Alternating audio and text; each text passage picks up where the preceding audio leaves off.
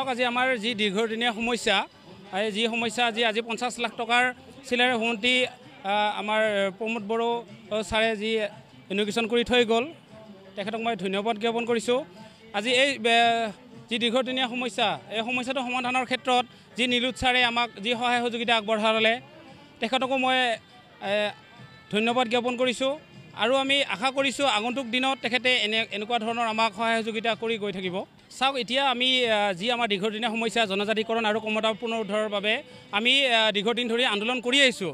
গণতান্ত্ৰিকভাৱে আমি বহু জংগী আন্দোলন কৰি আহিছোঁ, কিন্তু বিজেপি চৰকাৰেই হওক কংগ্ৰেছ চৰকাৰেই হওক বা বৰ্তমানৰ BTS চৰকাৰেই হওক এই জনজাতিকৰণৰ ক্ষেত্ৰত বা আমাৰ ক্ষমতাৰ পুনৰ উদ্ধাৰৰ ক্ষেত্ৰত যিটো আমাৰ সমস্যা এই সমস্যা সমাধানৰ ক্ষেত্ৰত কোনো চৰকাৰে আগবাঢ়ি অহা নাই। আমি আজি ক্ষোভিত আমি লজ্জিত যে আমি ভূমিপুত্ৰ কোচ ৰাজবংশী হৈও যে আমাৰ প্ৰাপ্য অধিকাৰৰ কাৰণে ইমানেই আন্দোলন কৰিব লগা হৈছে।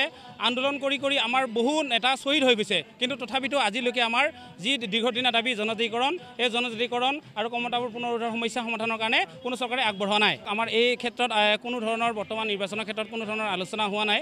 আমাৰ যিহেতু 24 তাৰিখে এক্সিকিউটিভ আছে, এক্সিকিউটিভৰ জৰিয়তে আমাৰ কি ধৰণে আগবঢ়া হয় আমাৰ চেণ্ট্ৰেল কমিটিৰ বডিৰ লগত আলোচনা কৰি বস্তুখিনি সিদ্ধান্ত লোৱা হ'ব।